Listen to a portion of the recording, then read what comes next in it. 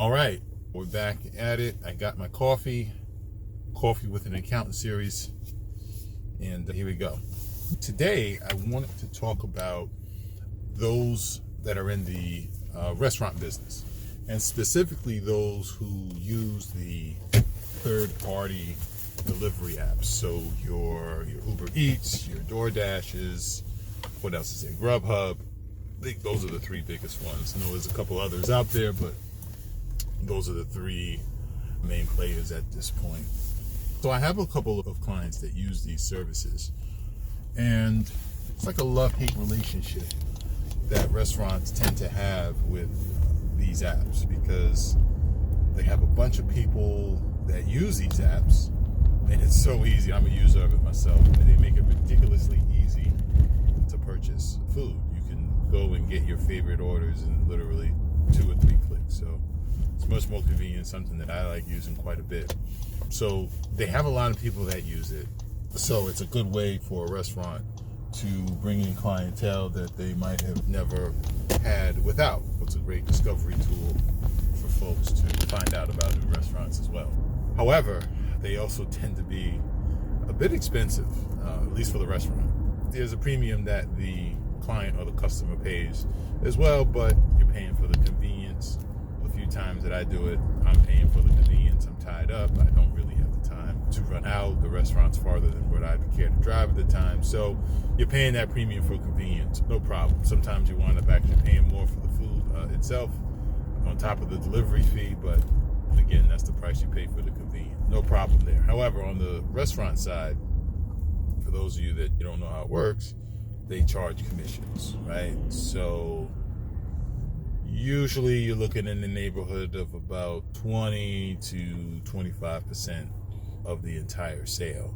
And if you're operating a restaurant, and if you're really staying on top of your numbers, that could be a pretty hefty fee when you're not looking at super great margins to begin with. What I wanted to caution restaurants about is just really paying attention to those percentages and the amounts that these apps are taking, because I know with some areas the locality has put a cap on the fees they can charge. For example, I have a client that's out of New York City, and they've put a cap on what the food apps can charge. I think it's either 20 or 25%. However, what these companies have been doing to work around that is to charge restaurants with additional fees pertaining to marketing and or advertising. So what they'll do is they'll say, if you pay us X amount of dollars over the course of the week, we will make your listing more prominent in the app. They're charging you for the prominent listing, and they're still charging you 20 to 25% of the sales that you generate. And as a restaurant owner, you're damned if you do, damned if you don't, because if you don't pay the fee, you might get lost among the sea of restaurants that are on there. And then if you do it, you're like, okay, that's great. But what I want to caution the restaurants about is really watching the percentages to make sure that these other fees and everything that you're paying is actually worth it, and you're getting the return on the investment. Example is that with one of my restaurant clients, they did the advertising, they would get the sales, and the sales were increasing, and everything was busy.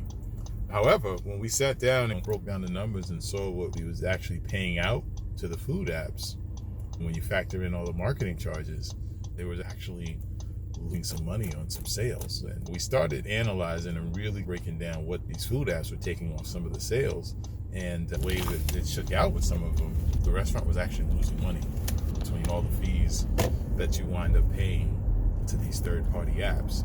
On the surface, it looked good because it was an increased amount of sales, but as an owner and an operator, you really have to take a look at what are the remaining costs, because obviously you have your food costs, but in this particular client's case, with the additional orders, they had increased overhead, increased workers, and those things. So when we factored in all of the overhead that came associated with those additional sales, it actually wasn't worth it.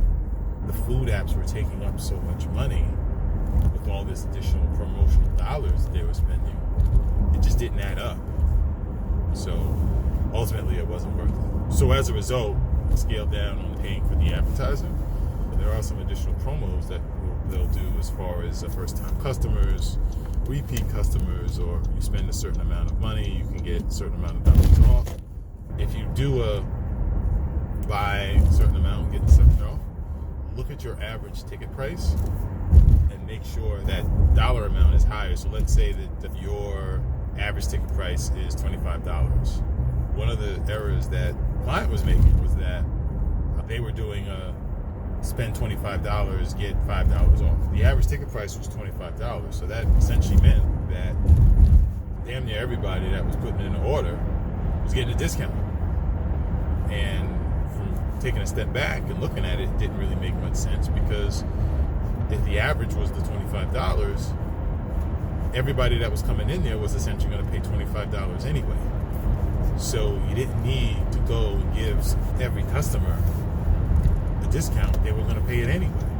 So when you do those buy X, get Y off, you want to make sure that first dollar amount is a bit higher than your average ticket price. So if your average ticket price is $25, you may want to go to $30 or $35, between $5 and $10 more. And all of these apps will tell you what the average ticket price is, so it's not hard for you to find out what that dollar amount is. And another rule of thumb that I watch a talk with my clients every week is we want to check and see what percentage of the sale is actually going to the food apps.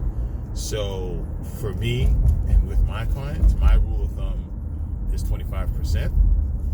And that's with everything between the promo fees, the delivery fees, the fee that they take. I like to keep it at about 25% going to the food apps, because if you take the assumption that your food cost should be roughly 30% of the sale, and then you put another 25% towards the food app, you factor in your labor and your other overhead, so that should be enough margin where it's worth it.